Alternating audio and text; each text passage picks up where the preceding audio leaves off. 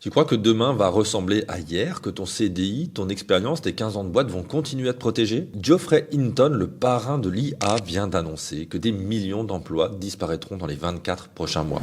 Pendant que je te parle, 150 000 robots Amazon remplacent des humains. Des taxis autonomes font 50 000 trajets sans chauffeur. Une IA diagnostique mieux qu'un médecin. Moi qui accompagne des entrepreneurs depuis maintenant 15 ans, qui observe toute cette transformation tous les jours, je te le dis, c'est pas une évolution, c'est une véritable rupture.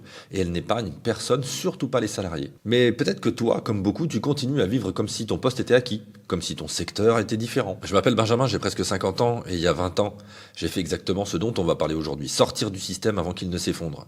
J'ai créé Permaculture Design, qui a généré plus de 9000 clients dans 70 pays, 1 million d'euros de chiffre d'affaires, et puis j'ai construit des business à 7 chiffres dans l'éco-construction, la gestion de l'eau, la formation en ligne, etc. Et toujours avec mes valeurs de régénération de la planète et des humains en ligne de mire.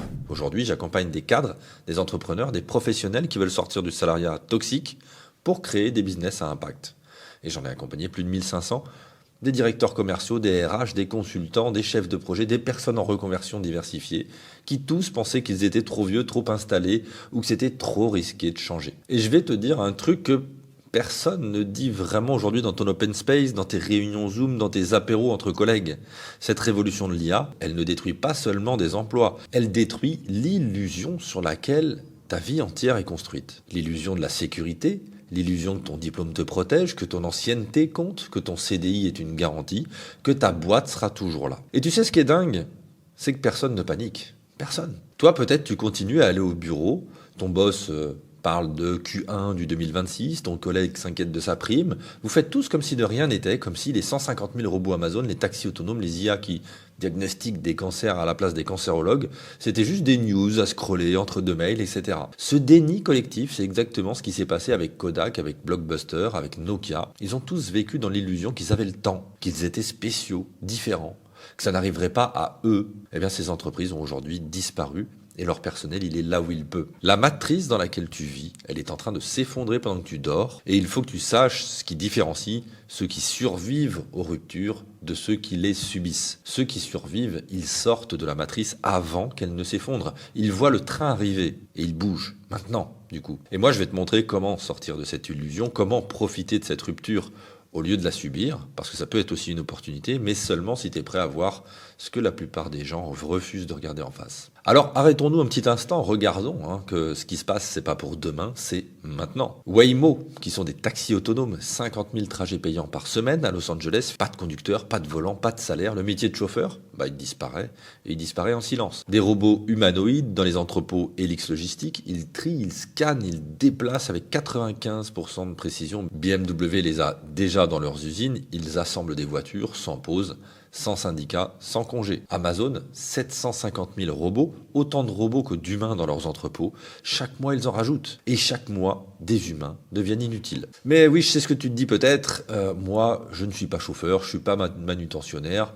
Moi, je fais un vrai métier, un métier intellectuel avec des études. Eh bien, AlphaCode, une IA de Google DeepMind, code mieux que 90% des développeurs humains. Des milliers d'ingénieurs informatiques qui ont fait 5 ans d'études vont être remplacés par une IA qui apprend en quelques heures. BuzzFeed, CNET, The Guardian, des centaines de journalistes licenciés aujourd'hui. Pourquoi? Parce que ChatGPT écrit plus vite, Claude, Gemini, Perplexity produisent des articles qui sont corrects en 10 secondes et 80% des lecteurs ne voient pas la différence. MedPalm 2, l'IA médicale de Google Health, elle surpasse la majorité des médecins dans les tests cliniques. Il y a des cancérologues aujourd'hui en France qui disent publiquement que ChatGPT 4 est meilleur qu'eux en cancérologie. Des radiologues, des généralistes, des spécialistes avec 10 ans d'études remplacés par une IA qui analyse mieux, plus vite, sans fatigue, sans erreur. On peut aussi parler des avocats juniors notamment. L'IA analyse les contrats, la jurisprudence, rédige mieux finalement que la majorité d'entre eux.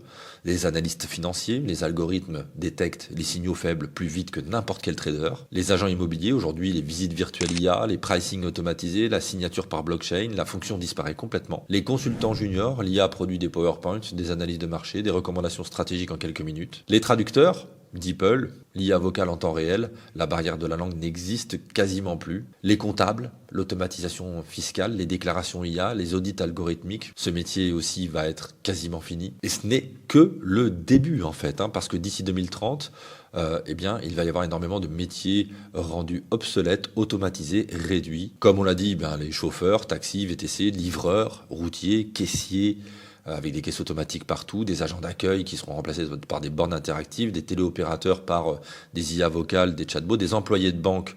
80% du travail sera fait par des apps, des ouvriers d'usine, emballage, tri, contrôle seront faits par des robots, des cuisiniers de chaîne qui seront aussi remplacés, des enseignants aussi de base qui seront remplacés par des plateformes personnalisées IA, que dire des monteurs vidéo, des photographes, etc., des notaires, des web designers qui seront eux aussi remplacés très rapidement. J'arrête la liste ici parce qu'elle est énorme. Mais je pense que tu vois grosso modo le schéma qui s'annonce. Je te stoppe juste 2 secondes dans ta vidéo pour te parler de quelque chose qui est important. Je m'appelle Benjamin Broustet, j'ai créé plusieurs entreprises régénératrices de la planète et des humains ces 15 dernières années. Je suis notamment le fondateur d'Ecopreneur, de Permaculture Design, d'une entreprise dans la gestion de l'eau et de l'éco-construction. Et si tu regardes cette vidéo, c'est peut-être que tu cherches du sens dans ton quotidien en lançant pourquoi pas une entreprise à impact pour la planète et les humains. Peut-être que tu n'as pas encore d'idée, peut-être que tu ignores par où commencer, ou alors tu l'as peut-être déjà lancé cette entreprise, mais elle peine à devenir rentable ou à passer au niveau supérieur. Donc si tu es dans ce cas-là, je t'invite à t'inscrire à mon prochain webinaire dans lequel tu vas apprendre comment l'écopreneuriat peut créer un style de vie avec plus de sens, d'autonomie, de liberté, les clés pour trouver une niche utile, alignée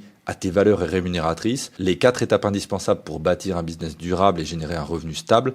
Tu cliques juste en dessous dans la description pour t'inscrire. Allez, je te laisse continuer la vidéo. À plus tard. Pendant que tu vis ta vie, pendant que tu continues à scroller, que tu te plains de ton boss, que tu attends ta promo, que tu négocies ta prime, etc., le remplacement avance systématiquement, industriellement, sans négociation, sans préavis, sans te demander la permission. Et la question n'est pas est-ce que ça va t'arriver, la question c'est quand en fait. Mais il y a une autre vraie question au-dessus, qui n'est pas là, qui est au-dessus de ça quelque part. Et cette véritable question de fond, c'est pas vraiment quand mon job va disparaître, c'est pas non plus comment je m'adapte à l'IA, c'est qu'est-ce qui va rester, qu'est-ce qui reste en fait de tout ça. Qu'est-ce qui reste de ta valeur quand un robot assemble? La révolution industrielle, elle a remplacé nos muscles, l'IA est en train de remplacer notre cerveau. Alors, qu'est-ce qui reste qui ne peut pas être remplacé? Eh bien, il reste 3 choses. Seulement 3. Et c'est exactement sur ces 3 choses que je te propose de reconstruire ta vie, peut-être ton business, peut-être ta sécurité. Parce que ces 3 choses, l'IA ne les aura jamais. En tout cas, je le pense profondément. La première chose, c'est la complexité humaine réelle. L'IA peut simuler, elle peut optimiser, elle peut analyser, mais elle ne peut pas ressentir, elle ne vit pas. Tu vois ? Un robot peut construire une maison écologique, par exemple, il peut assembler des murs, il peut calculer l'isolation thermique, il peut optimiser les flux d'énergie, mais il ne peut pas comprendre pourquoi cette femme de 45 ans qui est divorcée avec 2 ados veut absolument construire cette maison-là. Il ne peut pas sentir qu'elle cherche pas juste un toit, elle cherche un nouveau départ, un lieu qui reflète qui elle est en train de devenir, une manière de se reconnecter à elle-même après 20 ans à vivre la vie de quelqu'un d'autre, ou une autre situation de ce type-là, tu comprends? Cette conversation-là, cette compréhension-là, cette capacité à tenir un espace pour quelqu'un qui souffre, qui doute, qui cherche, ça, l'IA ne va pas le faire avant très très très longtemps, voire jamais. L'empathie réelle, l'intelligence émotionnelle, la capacité à voir la personne qui est derrière le besoin. Ça reste humain et ça reste indispensable en fait. Ensuite, la deuxième chose, c'est l'adaptation face à l'imprévisible. Tu sais ce que les ingénieurs de Google qui programment les IA détestent? Le monde réel. Parce que le monde réel, c'est le bordel. Tu peux programmer un robot pour construire un mur, comme on a dit tout à l'heure, tu lui donnes les spécificités, il exécute, ok, parfait. Mais tu ne peux pas le programmer pour s'adapter quand le terrain va être instable, quand le client change d'avis 3 fois en une semaine, quand la météo force à improviser, quand ton fournisseur local t'appelle pour te dire qu'il y a un surplus de matériaux écologiques à moins de 50%, mais il faut décider maintenant tout de suite. Quand ton équipe a un conflit et que tu dois gérer l'humain avant le chantier. Les scénarios uniques, comme ça, les situations sans mode d'emploi, l'improvisation intelligente face au chaos, ça demande une conscience incarnée et c'est pas des lignes de code qui vont le faire, c'est pas un algorithme qui va le faire, c'est une présence, parfois une intuition, tu vois, parfois un cerveau qui a vécu 40 ans de situations bordéliques qui va savoir ce qu'il faut faire à ce moment-là. Troisième chose, et c'est peut-être de loin pour moi la plus importante, c'est la création de sens. L'IA peut produire, mais elle ne peut pas donner du sens à quelque chose. Elle peut l'écrire en article en 10 secondes, ok. Mais elle peut pas te dire pourquoi cet article il va compter, pourquoi il doit exister. Elle peut calculer un retour sur investissement génial, optimiser une stratégie, maximiser un profit, etc. Mais elle ne peut pas te dire si ce business mérite d'exister. Elle peut diagnostiquer un cancer avec 98% de précision, mais elle peut pas tenir la main d'un patient en lui annonçant qu'il lui reste 6 mois à vivre.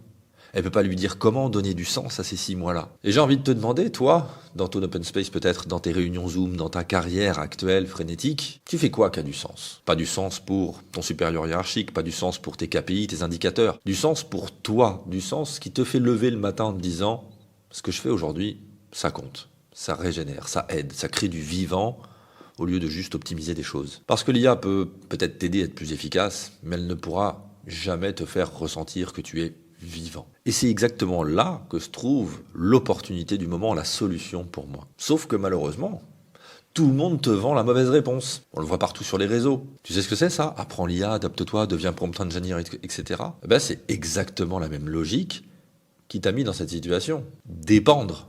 Dépendre d'un système, dépendre d'un algorithme, dépendre d'une économie, d'un patron, etc. Tu veux quoi? Est-ce que tu veux courir plus vite? Est-ce que tu veux apprendre plus vite? Pourquoi faire en fait? Pour qu'un algorithme 2 fois plus puissant arrive dans 6 mois et puis t'en remettes à zéro? Tu sais ce qui se passe quand tu joues à ce jeu-là? Bah, tu deviens une variable d'ajustement. Toujours, encore et encore. Aujourd'hui, ton supérieur va te dire « Bravo, tu maîtrises ChatGPT, c'est super, voilà ta prime. » Mais dans 2 ans, il va te dire « Désolé, la nouvelle IA, elle fait ton job 10 fois mieux que toi, on réorganise. » J'ai vécu ça, moi, mais pas vraiment avec l'IA, mais avec le système classique. Et ce jour-là, j'ai compris que la seule sécurité, elle ne vient pas d'un employeur, elle ne vient pas d'un système, elle ne vient pas d'apprendre le dernier outil à la mode. Elle vient de ta capacité à créer de la valeur que personne ne peut te retirer. Et ça doit vraiment bien rentrer dans ta tête. Et il n'y a qu'un type de valeur que l'IA ne pourra jamais remplacer. Un seul. La valeur incarnée, locale, essentielle et régénératrice. Et tout cela, pour moi, est symbolisé, entièrement inclus dans l'écopreneuriat, dans l'entrepreneuriat régénératif dont je te parle maintenant. Alors pourquoi l'IA ne peut pas remplacer l'écopreneuriat? Pour 4 raisons. 4 raisons qui font que si tu construis ta vie, ton activité, ton business là-dessus, eh bien tu deviens indestructible. La raison numéro 1, c'est parce que c'est local. Tu ne peux pas automatiser la rénovation d'une maison écologique par un robot chinois. Tu ne peux pas installer un système de phytoépuration par visioconférence. Tu ne peux pas créer un jardin en permaculture avec une IA depuis San Francisco. Le local résiste à tout, aux crises, aux disruptions, aux algorithmes, parce que les gens ont besoin de quelqu'un qui est là, dans leur terrain, dans leur réalité, dans leur contexte. Tu vois, un cadre à Nantes, par exemple, qui veut transformer son jardin de 500 mètres carrés en potager productif, il n'a pas besoin d'une app, il a besoin de toi, parce qu'avec une app, il va galérer. La raison numéro 2, c'est un facteur relationnel. Les gens ne veulent pas acheter leur transformation à un chatbot. Et ça va rester. Quand quelqu'un veut changer sa manière de s'alimenter, de vivre, d'habiter, de se soigner, il veut un humain qui a vécu ce chemin, qui comprend la peur, le doute, la résistance, les compromis qui sont à réaliser pour faire cette transformation. Un algorithme, ça peut te donner 10 000 recettes bio, mais il peut pas te tenir la main quand tu paniques parce que ta famille refuse de manger tes légumes lacto-fermentés, par exemple. Ça, c'est humain, et ça restera humain. La raison 3, c'est le côté essentiel de certaines activités économiques. Si un jour le monde numérique s'effondre, ou pendant que tous les jobs disparaissent, pendant que l'économie se digitalise, les besoins fondamentaux, eux, ils restent. Manger sainement, habiter dans un lieu sain, se soigner naturellement, vivre en harmonie avec le vivant, transmettre un monde viable à ses enfants. Ce ne sont pas des besoins à la mode, ça. Ce sont des besoins vitaux. Ils ont 10 000 ans, ces besoins. Et ils survivront à toutes les disruptions, à toutes les crises, à toutes les IA du monde. Parce que tu peux digitaliser énormément de choses, et moi j'ai rien contre, mais tu peux pas digitaliser le besoin de respirer un air pur, de boire une eau propre, de manger sans te détruire. La raison 4, qui est en lien avec ce côté essentiel, eh bien c'est que tout ce que nous traitons là est en pleine explosion. Le marché du bio, il double tous les 5 ans, l'éco-construction, elle est en croissance de 15% par an, la santé naturelle, 20% de croissance annuelle, la permaculture, aujourd'hui, eh bien, explose dans tous les domaines, ou l'agroécologie, etc. Le coaching holistique est en plein boom. Pourquoi? Eh bien parce que les gens se réveillent, en fait. Ils en ont marre de la bouffe industrielle qui les rend malades, des maisons toxiques qui les dépriment, du béton qui les coupe du vivant, du travail qui n'a aucun sens, de la vie qu'on leur a vendue et qui les détruit, en tout cas qui ne les épanouissent pas. Et ce réveil-là, ben, il va pas s'arrêter. Parce que c'est pas une mode, c'est une nécessité humaine. La planète brûle, les corps craquent, les esprits saturent complètement en ce moment. Et ça, c'est un fait, et ça va durer. Et j'ai envie de te demander, encore une fois, toi, tu peux soit regarder ça en spectateur, soit en faire, quelque part, ton opportunité, ton impact, ton revenu, ton activité professionnelle, ton business au sens noble du terme. Parce que quand tu construis cet éco-business, tu construis pas juste un job de remplacement, tu construis ces 4 piliers de résilience qui te rendent antifragile face à toutes les disruptions, face à toutes les crises qu'il peut y avoir dans le futur. Tu construis ta résilience qui te rende complètement antifragile face aux disruptions, aux crises qu'il peut y avoir dans le futur et qui sont construits autour de ce que je vois 4 grands piliers. En pilier 1, c'est la résilience de compétences en fait. Tu apprends à résoudre des problèmes réels, pas virtuels, pas des PowerPoint, des vraies solutions à des vrais besoins. Moi, j'ai appris l'éco-construction, j'ai appris la permaculture, l'autonomie nourricière, la gestion de l'eau, des savoir-faire ancestraux que j'ai réactualisés, des compétences que personne ne peut m'enlever aujourd'hui, même si l'économie s'effondre, même si mon ordi plante, même si l'IA prend tous les jobs de bureau, etc. Moi, j'ai confiance en mon avenir personnel parce que j'ai appris tout ça et personne ne peut me l'enlever. Et toi, si tu sais faire des choses aussi, mais c'est un vrai pouvoir que tu obtiens là. Le pilier numéro 2 en termes de résilience, c'est la résilience financière aussi. Tu génères ton propre revenu, donc tu dépends plus d'un boss, pour prendre des vacances, pour déménager, pour travailler 3 jours par semaine au lieu de 5, pour dire non à un client toxique qui te prend la tête. Tu décides, tu contrôles, tu fixes tes tarifs et tu choisis avec qui tu travailles. C'est ça, gagner en liberté. L'indépendance géographique, le pouvoir de dire non, le pouvoir de créer son propre revenu, etc. Le pilier 3, ça va être la résilience relationnel. Tu construis un réseau de clients qui te font confiance, de partenaires qui te respectent, d'une communauté qui te soutient, de pairs qui t'inspirent. Et donc ça, c'est hyper important parce que tu n'es plus seul face au système, tu n'es plus un numéro dans un organigramme, tu n'es plus remplaçable quelque part. Tu deviens quelqu'un qu'on appelle, quelqu'un qu'on recommande, quelqu'un qui compte dans un écosystème. Ça aussi, ça a énormément de valeur. Le pilier 4, c'est la résilience en termes de sens, et c'est le plus important bien évidemment. Ton travail a du sens. Tu régénères au lieu de détruire. Tu aides au lieu d'exploiter. Tu crées du vivant au lieu de juste l'optimiser ou le détruire. Et tu te lèves pas le matin en te demandant pourquoi je fais ce truc-là. Tu sais pourquoi. Parce que chaque client que tu aides, c'est une famille qui respire mieux, c'est un jardin qui nourrit, c'est une maison qui régénère, c'est une personne qui se reconnecte au vivant, etc. Et ça change tout en fait. Quand tu combines ces 4 piliers, résilience en termes de compétences, résilience financière, résilience relationnelle, résilience en termes de sens. Alors, tu ne deviens pas invulnérable, bien évidemment, mais tu peux traverser les crises, tu peux traverser les disruptions, les effondrements, parce que ta valeur, elle est ancrée dans le réel, dans le local et dans l'essentiel. Et ça, personne ne peut te le prendre, ni un patron ou une organisation, ni une IA, ni un algorithme, tu vois. Mais là, je stoppe 2 secondes parce que je suis en train de te vendre du rêve. Et je déteste vendre des rêves, même si j'ai moi-même vécu ce parcours-là. Parce qu'il y a une erreur. Il y a une erreur fatale d'ailleurs que énormément de gens qui se lancent justement dans l'écopreneuriat font. Ils pensent que parce que grâce à leur projet qui est beau, qui est écologique, qui est éthique, qui est plein de sens, ça va marcher tout seul. Et là, faux, complètement faux. J'ai vu plein de projets qui sont magnifiques mourir. Des gens brillants, passionnés, avec des vraies compétences, qui n'arrivent pas à boucler les fins de mois même après 3 ans. Et tu sais pourquoi ? Parce qu'ils ne savent pas vendre. Ils sont pas à l'aise avec ça, ils sont pas pacifiés avec ça, et avec l'argent aussi d'ailleurs, parce qu'ils ne comprennent pas leur marché, parce qu'ils n'ont pas de stratégie de génération de revenus, ça va de pair, et parce qu'ils confondent passion et business model. L'impact sans abondance, c'est du bénévolat stressant, j'ai envie de te dire.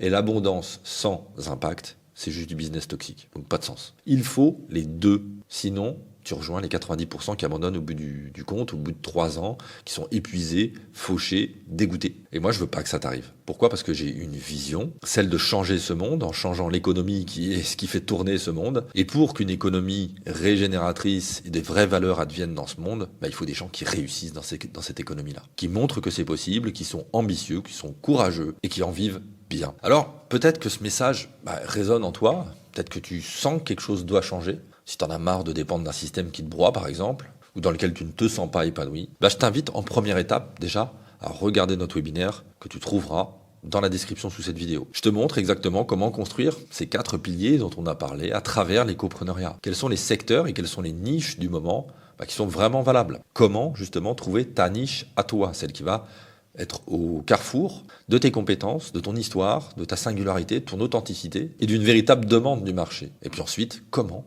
tu mets ça en place pour en créer une véritable activité qui régénère la planète et les humains, tout en assurant ton devenir chaque jour et celui de ta famille. Maintenant, si on reprend ce qu'on a vu ensemble dans la vidéo, dans 24 mois, souviens-toi, des millions d'emplois n'existeront plus.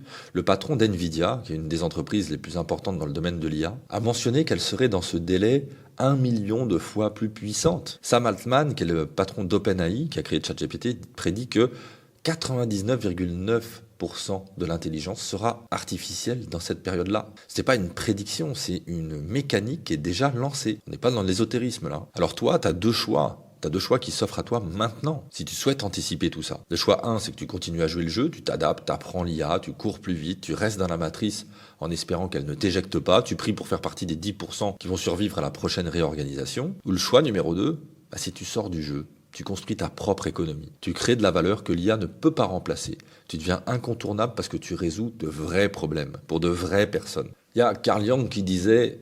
C'est une illusion commune à tous les êtres humains de croire que ce que nous connaissons aujourd'hui représente tout ce que nous pourrons jamais connaître. Peut-être que cette révolution de l'IA, c'est pas une menace, et que c'est un signal pour toi, pour nous, un rappel. Un rappel que tu ne dois pas t'identifier à ton job, tu n'es pas ton job, tu n'es pas ton titre, tu n'es pas ta fonction. Tu es un être vivant, capable de créer, de régénérer, de transformer.